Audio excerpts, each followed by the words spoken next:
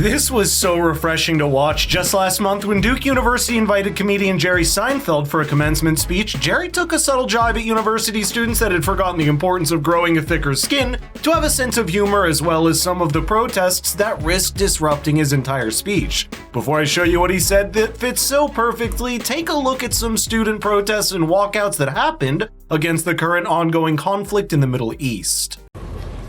Jerry is also serving as our commencement speaker today.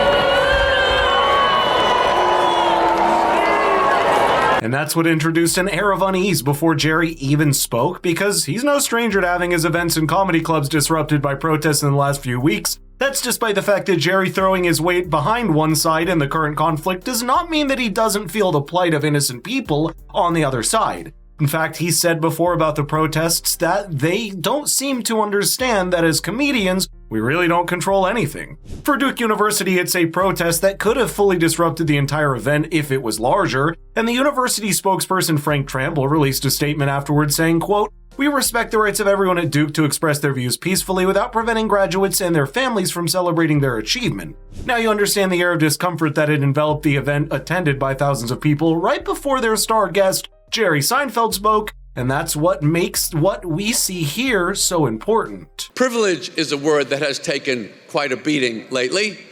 Privilege today seems to be the worst thing you can have. I would like to take a moment to defend it. Again, a lot of you are thinking, I can't believe they invited this guy. Too late. I say, use your privilege. I grew up a Jewish boy from New York. That is a privilege if you want to be a comedian. Thanks. If I messed up a funny story around my relatives, they would go, that's not how you tell that joke. The prostitute has to be behind the drapes when the wife comes in. You went to Duke. That is an unbelievable privilege. You can almost see how unconventional yet empowering that idea feels for many of these students who spent several years at a university campus constantly having to answer for their privilege, and honestly, that word has become part of an entire woke verbiage to the point that it has developed a whole baggage we don't need to take on. Perhaps a better word for that would be advantage, and you know why? That word actually has a converse to balance it out, which is disadvantage. The reason I say that is because of two things. First is that these students of 4 or 5 years on a university campus spend way too much time dividing people into brackets of privilege and then seeing themselves as either the oppressors or oppressed by people with more privilege than themselves. Secondly, it's a world that has developed a tone of condescension that makes them want to hide it out of embarrassment. That's exactly the opposite message that a university should be giving students, because all of their advantages and disadvantages in life are a deck of cards that they need to make the best of. By the way, you need to do the same with your financial future, because diversifying into precious metals with the help of birch gold is the best you can do to deal with.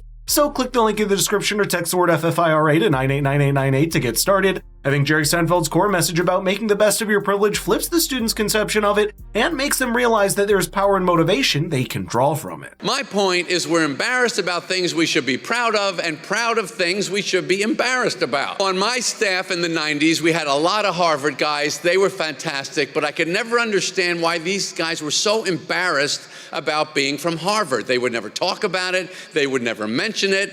I'm not talking about Harvard now. I'm talking about the way it used to be. You're never going to believe this. Harvard used to be a great place to go to school. Now it's Duke. You know what's funny? Harvard in the last few months has been embroiled in controversy from both sides. First, many official statements from student bodies at the university in October were regarded as insufficient in condemning the October attack by some quarters. Then the university found itself under fire from these recent protesters over the idea that the university had not taken a strong enough stance against the war in the Middle East. If you remember what happened a few months ago with Harvard President Claudine Gay and her resignation after being grilled in congressional hearing for failing to condemn alleged anti-Semitic remarks and activities on campus, all in all, the Ivy League university has come under fire from every side and been politicized to its own detriment. And someone like Jerry Seinfeld taking shots at Harvard during a commencement at Duke University certainly signals his own frustrations with what's happening, especially with the violent protests and encampments that took place in May. But that's not all he spoke about, because I loved what he said about humor and comedy in a divided society and how necessary it is to grow a thicker skin to enjoy it so we can at least retain our sanity in a chaotic world like this. I'm going to try and reach across a couple generations here to tell you the most important thing I am confident that I know about life. I'm 70. I'm done. You are just starting. I only want to help you. The slightly uncomfortable feeling of awkward humor is okay. It's not something you need to fix. I totally admire the ambitions of your generation to create a more just and inclusive society.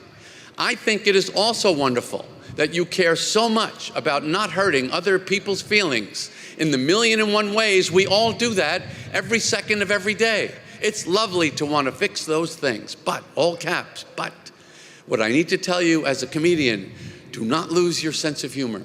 You can have no idea at this point in your life how much you are going to need it to get through. Not enough of life makes sense for you to be able to survive it without humor. That's such a beautiful way to say it. There's truly not a lot of things in life that can redeem it for the suffering and pain that it's associated with. Love, humor, adventure, achievement, and freedom are one of only a few things that we have in a modern woke culture that seeks to clamp down on them for the sake of people's feelings or being politically correct. Security is not worth the price of freedom, and having our feelings protected is not worth giving up humor and comedy for it. No one else understands this better than someone like Jerry Seinfeld, who's in his 70s right now and has lived an entire life that is a testament just to that. AI, on the other hand, is the most embarrassing thing we've ever invented in mankind's time on Earth. Oh, so you can't do the work. Is that what you're telling me? You can't figure it out? This seems to be the justification of AI. I couldn't do it. This is something to be embarrassed about. The ad campaign for ChatGPT should be the opposite of Nike. You just can't do it. Making work easier, this is the problem. So obsessed with getting to the answer, completing the project, producing a result, which are all valid things, but not where the richness of the human experience lies. The only two things you ever need to pay attention to in life are work and love. I think that's not just advice you can use to enjoy life, but also in the struggle uphill that all of us have in one or another in life or career. When you're more focused on the now and making the most of the moments you're going through, that's how you can prevent yourself from being intimidated by the paralyzing sight of the goal high above. Jerry Seinfeld has done that in the field of comedy, taking each day and each week for itself until it compounded to a 4-decade-long career. That's the best message you can give at a commencement speech of young graduates who are just about to embark on a professional journey in life.